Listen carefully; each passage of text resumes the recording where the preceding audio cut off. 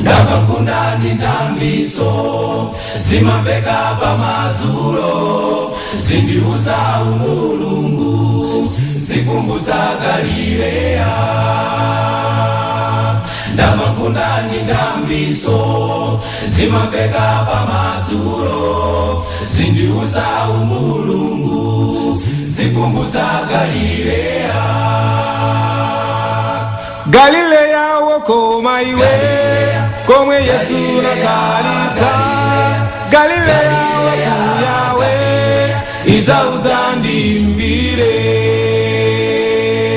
Galileya wokoma iwe komwe Yesu nakalita. Galileya wakuyawe izauza ndimbire. Mwamadambo mulindele mbalame zimbira mawa mawazi amika mokwanira Galileya.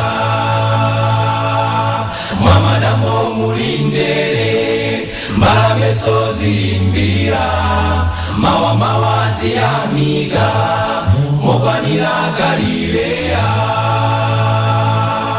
Galileya wokoma iwe komwe Yesu nakalita.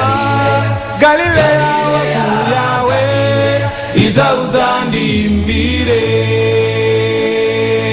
Galileya wokoma iwe komwe Yesu nakalita. Galileya wakuyawe izauza ndimbire. Kawerengazo zizwazo zaoyenda panyanjayo ndifuna nikopambana kutsataye Galileya. Kawerengazo zizwazo zaoyenda panyanjayo ndifuna nikopambana kutsataye Galileya. Galileya wokoma iwe komwe Yesu nakalita.